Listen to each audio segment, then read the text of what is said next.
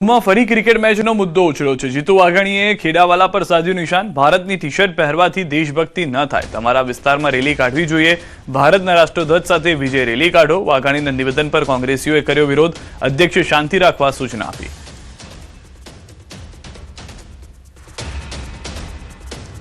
વિધાનસભા ગૃહમાં થયેલા ચર્ચા દરમિયાન ધારાસભ્ય ગોપાલ ઇટાલિયાએ ગિરનાર પરિક્રમા રૂટને ડેવલપ કરવાની માંગ કરી છે। પરબધામ, બેલખા, રૂપલધામ, રામપરા સહિતના ધાર્મિક યાત્રાઓમાં સુવિધામાં વધારો કરવાની માંગ છે। વેલનાથ બાપુ જન્મસ્થળ પલાસના ગામનો વિકાસ કરવાની માંગ છે। મત વિસ્તારમાં ધાર્મિક સ્થળો સહિત સંત મહંતના આશ્રમોમાં વ્યવસ્થા કરવામાં આવે જેથી લોકો તેની મુલાકાત કરી શકે। તો વિસાવદરમાં લાઇબ્રેરીની પણ માંગ કરી છે। આમ આ બેઠકમાં ગોપાલ ઇટાલિયાએ માંગ કરતા નજરે પડ્યા। पर्वत फरते जे परिक्रमा थाय छे दर वर्षे हजारों वर्षोनी पौराणिक परिक्रमा ए परिक्रमानो लगभग मोटा भागनो रूट ए विसावदर मत विस्तारमांथी पसार थाय छे। मैं आजे सरकार समक्ष प्रवासन मंत्री समक्ष मांगणी मूकी छे के आ रूटने डेवलप करवामां आवे। विसावदरनी अंदर एक भव्य सारी लाइब्रेरीनुं बांधकाम थाय एवी मांगणी मैं आजे सरकार पासे मूकी छे, केम के अमारे ग्रामीण विस्तार छे। સ્થાનિક સ્વરાજની ચૂંટણીને લઈને કોંગ્રેસ એક્શન મોડમાં આવી ગઈ છે। કોંગ્રેસ દ્વારા ચૂંટણીની તૈયારીઓ પૂર્ણ કરી દેવાઈ છે। કોંગ્રેસે ઉમેદવારોને લઈ મોટી જાહેરાત કરી છે। જાહેર જીવનમાં રહેતા લોકોને પ્લેટફોર્મ આપવામાં આવશે। 11 થી 20 માર્ચ સુધી ચાલશે દાવેદારીની પ્રક્રિયા। 15 મનપાએ માટે કોંગ્રેસે જાહેર ક્યુઆર કોડ કર્યો છે અને ક્યુઆર કોડથી ઉમેદવારી નોંધાવી શકાશે। તો કોંગ્રેસ દ્વારા ચૂંટણી સમયે જ મેયરની જાહેરાત કરવામાં આવશે। કોંગ્રેસ પાર્ટી તમને એક પ્લેટફોર્મ આપવા માંગે છે જ્યાંથી તમે स्वच्छ અને સારો વહીવટ કરવા માટે ભાગીદાર થઈ શકો છો। ભ્રષ્ટાચાર સામેની લડાઈનું નેતૃત્વ લઈ શકો છો।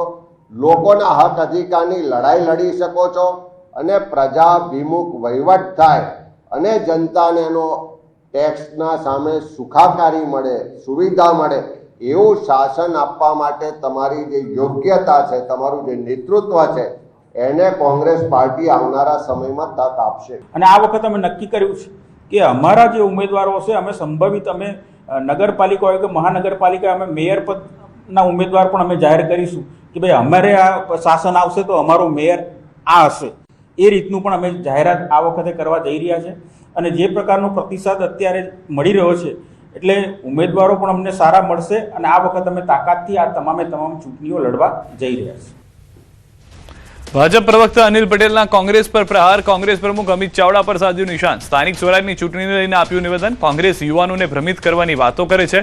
કોંગ્રેસ પાસે 10,000 ઉમેદવારો ન હોવાનો દાવો। કોંગ્રેસને ઉમેદવારો શોધવા ક્યુઆર કોડ મૂકવા પડે છે।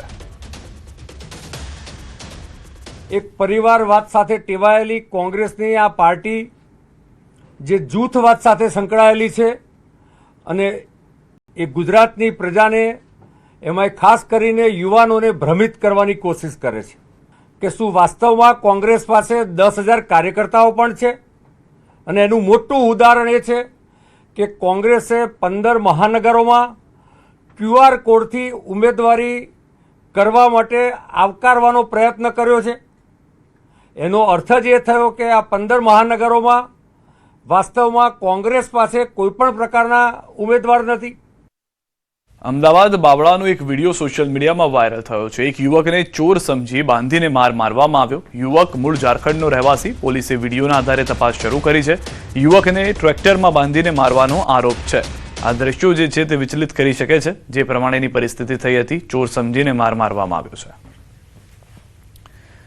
તાપીથી સમાચાર। વધુ એક બોગસ ડોક્ટરનો પર્દાફાશ। કોઈ પણ ડિગ્રી વગર લોકોને આપતો એલોપેથીની દવાઓ, લોકોના સ્વાસ્થ્ય સાથે ચેડા કરતો એલોપેથિક દવાઓ અને મેડિકલને લગતી સામગ્રીનો જથ્થો જપ્ત કર્યો છે। 34,000થી વધુનો મુદ્દામાલ કબજે કરવામાં આવ્યો છે।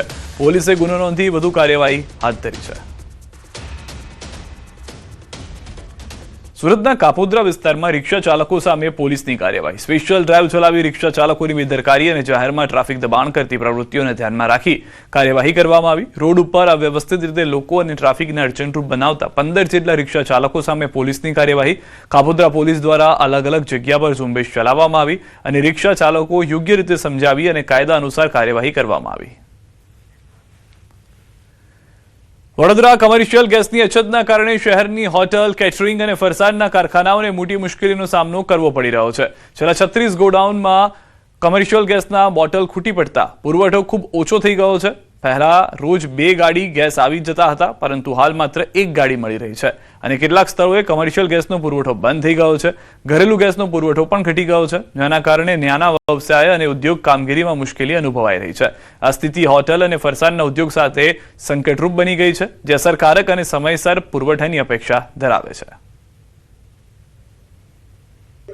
મુશ્કેલી તો પડશે જ, પણ એમાં સરકારનો દોષ ના દેવાય. યુદ્ધની પરિસ્થિતિ આવી છે એટલે આપણે એમાં કશું કરી નથી. તો હવે જ્યારે આવી પરિસ્થિતિ ઓચિંતી થાય તો આપણે ગવર્મેન્ટને સપોર્ટ આપવો જોઈએ કે ભાઈ વૈકલ્પિક વ્યવસ્થા આપણે, હા, નો ડાઉટ એને કરવી જોઈએ, પણ એ વૈકલ્પિક વ્યવસ્થા કરે જ છે તો 5-15 દિવસ આપણે થોડો કોઓપરેશન આપવું જોઈએ. માલ આવી રહ્યો છે, પણ ખાલી કોમર્શિયલ જે સિલિન્ડર છે અમારા, એ અત્યારે કંપનીએ બંધ કરેલા છે. એટલે કદાચ હોપ છે કે કાલેથી કોમર્શિયલ સિલિન્ડર ચાલુ થાય.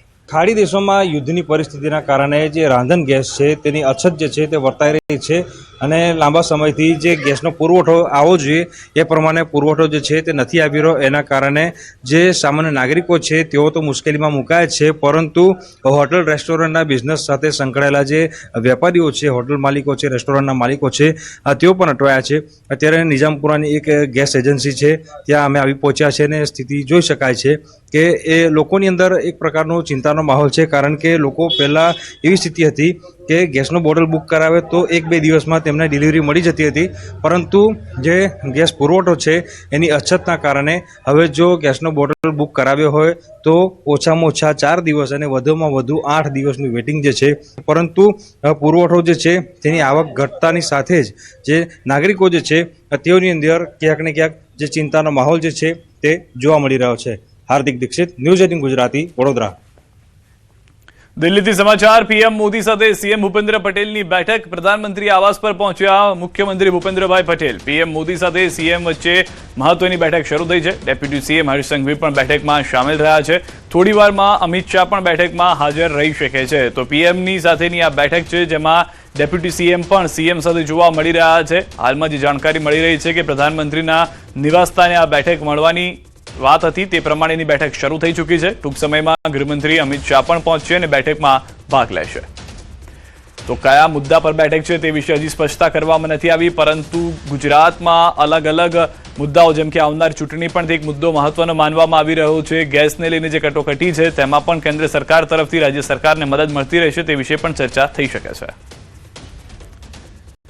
યુદ્ધના કારણે ગેસ સપ્લાયર્સને કમર્શિયલ સપ્લાય બંધ કરવાની સૂચના મળતા ફફડાટ ફેલાઈ ગયો છે. હોટલ રેસ્ટોરન્ટ એસોસિએશનના પ્રમુખ નરેન્દ્ર સોમાણીએ ગેસ પુરવઠો ખોરાવાની ભીતિ વ્યક્ત કરી હતી.